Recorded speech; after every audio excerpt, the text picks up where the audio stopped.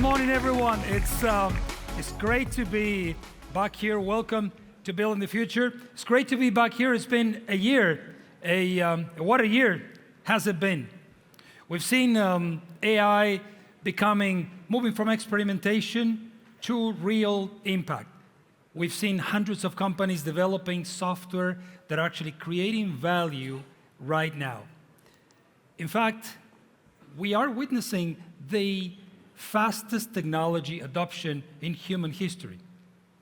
More than 1.2 billion people across the world are enjoying and using artificial intelligence in their daily lives. But speed is not everything, and it does not guarantee progress. What truly matters is not just how AI is deployed, but how it's used, strategically, responsibly, and with purpose. 68% of companies across the world are using AI in their daily operations and transactions. But there is a group we call frontier companies that are actually taking more advantage. They started earlier, they experimented, and managed to get and embed AI into their business processes. And when AI gets embedded into the core business and to the core operations, value starts to surface. It shows up in how employees are more productive at work. It shows up in how companies are learning to rethink the way they interact with their customers, their constituents. It shows up in how business are re-engineered to deliver more value, or simply how innovation is accelerated. These companies work with principles that allow them to excel. They have an AI-first mindset. In fact, they think about AI as a new layer of productive software that sits on top of their business logic. These companies don't look at businesses and just throw AI on top of them. Leaders ask themselves, how can I do this work? How can work be done when AI is present and omnipresent? Because if we just put AI on top of the old, we're going to make the old simply faster. Skills are a key component of frontier companies. So every employee, every person in the company becomes a manager of AI. The core set of skills on executing tasks move into judgment, orchestration, accountability, knowing what to ask, what to trust, and when to intervene. They look at tool set slightly different. It's not about which tool I have to run AI in isolation. It's about integrating. Platform coherence matters much more than tool selection. Governance, security, observability are key components of how winning companies are doing AI today. And last but not least, evals. Integrating evaluation in the business process is not just about how fast or how much I'm deploying AI, it's about measuring the impact, measuring the key KPIs, progress, productivity, quality, costs. It's about understanding what's working, observing agents for behavior, quality, drifts. Because when we move from prompting to agent work, evaluations is not something that happens once. It has to be part of the everyday business. Frontier success comes from a very well orchestrated platform that is connected, that is secure, that is managed and governed in one simple way. And is grounded in a simple equation, intelligence and trust. If you lose one of them, the whole value goes away. Intelligence is what you know, your IQ, your particular business understanding, logic, your data, your context. It's grounded on what you know, and AI sits on top of it. Because models can be commoditized, but your intelligence and differentiation cannot. A few months ago, 3-4 months ago, we really wanted to get our hands into GPT 5.2. Then a month later, we saw Gemini 3. Then now is Claude. Next month will be something else. Models commoditize, but intelligence is irreplaceable. And then the component of trust is not a minor one. Trust is the factor that enables us to move from experimentation into real value. It's that social permission that we have to scale. It's grounded on observability, knowing what AI does, what it looks, what it has permissions to do, and what it's delivering. Our family of copilots have been empowering everyone in the world. We are working at school, at home, and of course at work, touching all high domains of knowledge, from scientists to security professionals, from the developers to consumers, and of course, information workers. We're updating our Copilot, M365 Copilot in the information work to move from give us answers to executing tasks, to become that real coworker that we will all be waiting for. Copilot agents bring the power of agents exactly where the work happens. To work, to Word, to Excel, to PowerPoint, we'll be able to run complex tasks and long-term tasks right from where we are used to work. We've been working with Anthropic really hard to get their models and intelligence into Copilot Co-work to bring long-term pervasive tasks, now declaring intent, and Copilot will go through our tools, will go through our data, will go through our information, and will give us feedback on what's happening, allowing us to steer, change, monitor, and of course, enjoy the outcome. But to show you a little bit more in action, I have my good friend Serge. Good morning, Serge. Good morning. Good morning, everyone. Thank you. All right, so I was asked how I could use Copilot agent mode to create a big event like this one. So I'm going to do a quick demo, and I'm going to start with Excel. So we are in Excel, and I already have Copilot open, and I'm going to press here on Auto and select Cloud, which is the latest model of Anthropic. And I'm going to ask, build an event tracker for 7,000 users. So it's attendees, it's a lot of people. And I'm going to select this file, which is a file with a lot of data that was shared by the team. So let's go. And we can see that this is a blank file, right? And actually what Copilot is doing is looking into the data, and it's already doing some work for me. So we can see on the bottom, it's already created dashboard, the speakers, the customers, and it's still looking. So on the right side, we can see how it's reasoning. And on the left side, on the screen, we can already see that it's doing things for me. So here we go. And again, I don't have to do anything, right? So I just point to the file, and it's going to understand how we can restructure this information into this one. So this saves me a lot of time, obviously.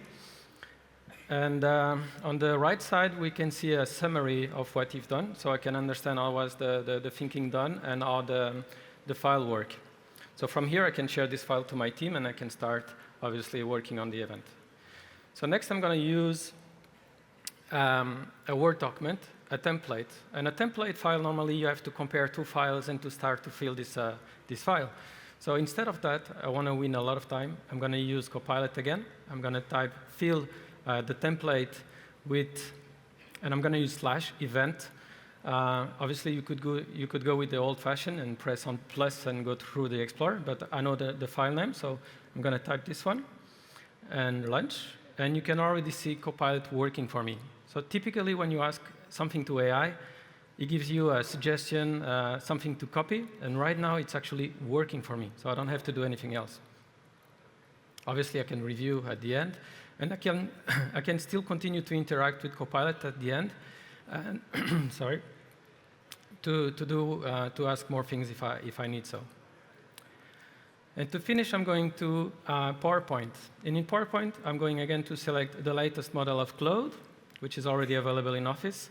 And I'm going to type create a presentation about how to create a big event, so I can present this to the team, with a small switch. I'm going to ask to keep a small space on the first slide for a photo of the team of this session. So let's go. One more time, Copilot is thinking. You can go to the web, or you can go internally to your company and look for internal templates, logos, colors that you want to use. And you can already see that He created a bunch of slides, so 9 slides. We could ask for more. It's just an interaction. So you interact with Copilot all the time until you get what you want. So let's look at the slides quickly. That looks, I think, amazing. At least it would take me a lot of time to do something similar. So let's go back to the first slide. And as promised, he spares some space for the first picture that I asked. So now I can simply copy past the picture that I want. So let's do that. And there we go. And let's go to presentation mode. And that's it. So enjoy the day. Thank you. And thank you, Andrés. Back to you. Don't we look good? Don't we look good there? Thank you, Serge. So for agents to actually deliver real work, they need to be grounded in enterprise reality, not just in general knowledge. We're bringing together the layer of the IQs, putting together all the company's knowledge in and exposing it for agents to be created and managed. Work IQ understands collaboration signals, understands intent, relationships. In other words, understands how human collaboration is happening, allowing agents to work on where the work really, on what really matters, where the work really happens, not in the information we have. Fabric IQ will pick up unstructured and operational data, analytical data, all sort of information, and model how the business works. So agents can be grounded in how the real business operates, not just what people might be saying. And last but not least, Fabric IQ, Foundry IQ will make sense of their business context, will understand policies, history, context, and expose that to the agents so they understand how the enterprise knowledge and where it is, and work based on that instead of hallucinations. And to rule them all, to bring that governance and security, we're introducing Agent 365. Good morning, João Victoria. Thank you, Andrés. So, I'd like to welcome you. I don't think we can hear you. Yeah. So, Now you thank you, Andrés. I'd like to welcome you to the Agent 365 dashboard. So this is the control plane for everything that is agents related. You can have, and you can see how many agents you have in your organization, how many active users, and how some trends evolve over time. You can see agents from Microsoft, but also agents from third parties as well. And you can have, as an IT admin, you can see agents that have risk associated to them or are ownerless. So, and if I go again to here, and we can go explore all agents, this is all powered by Entra in the background. And you can see every agent that you have in your organization, as well as some metrics related to it. Since I'm an IT admin, I will check agents that have risk, and I will see this Java support agent. When I click an agent, I can have a quick overview of what this agent is, what is the data and tools that they access, OneDrive, SharePoint, wherever. I can also see security and compliance policies associated with this agent, as well as risk associated to it. I can see the permissions that this agent has behind it, and I can take some action to these permissions right from this portal. And since I don't like what this agent is doing and the risk that is involved, I will block it, and now anyone in the organization can't access it anymore. If I go to requests, I can also see requests that people made in my organization to make these agents available to everyone. Once again, I can open it, I can see an overview, I can see data and tools, policies, and permissions associated with them. If I'm OK with it, I can then publish it or reject it in the whole organization. Last thing that I want to show you is the map. So I'm a very visual guy, and this makes real sense to me. So I can quickly see how this agent connects with other agents, and I can see the agent sprawl on my organization. And if I then open the agent, I can see some more stats about these agents, like activity in the past days, which is the users that use it more, and some other stuff. So thank you, Andrés. Back to you. Thank you. Thank you, João.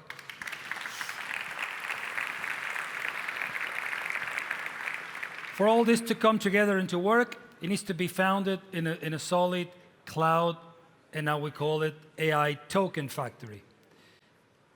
AI is no longer a feature. It's becoming an economic indicator. And performance is now no longer going to be measured on how fast or the quality of a model, but instead, what are we doing with the energy and the investments that we put together? How many tokens can we produce? And this outcome will give us the permission to scale. If those tokens are put to a good use, they're put to create public value, to increase productivity, to create growth, then we will get the trust and the social license to operate. The next wave of innovation and progress will not come from bigger models. It will come from better efficiency. That's why we created a fungible network of data centers all across the world that allow us to do inference, pre-training and post-training at every time, at every moment, and every place, wherever our customers need it.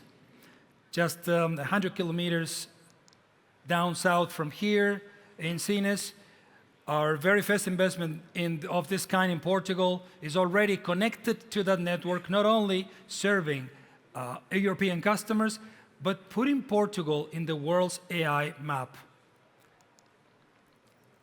Since 2020, we made a commitment to the world that we will be carbon negative by 2026.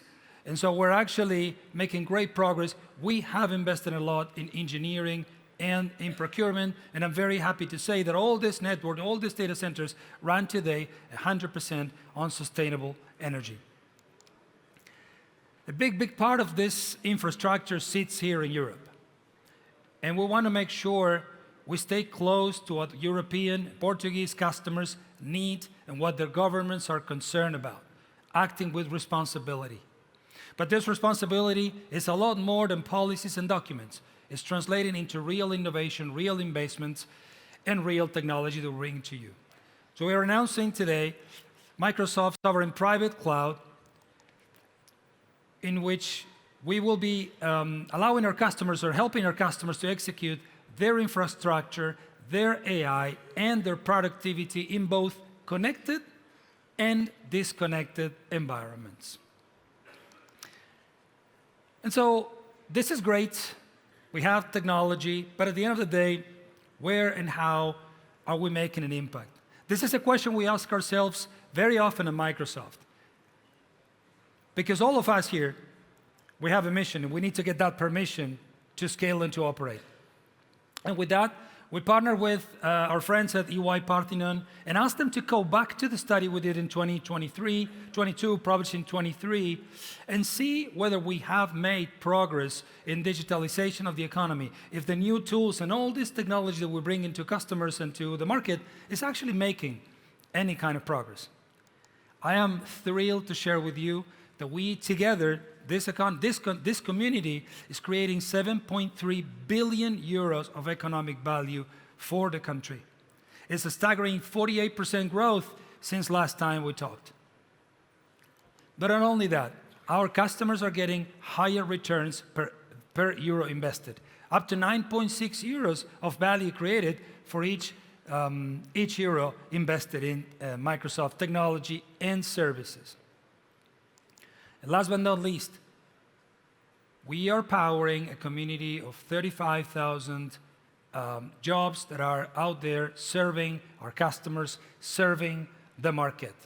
And there will be more to come as soon as our AI investments in country get to the real maturity that we expect.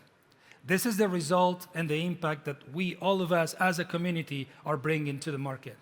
And it will be, for many, the legacy we're leaving behind. So we're here at Microsoft, we're extremely proud and happy to work with you to empower every person and every organization in Portugal to achieve more.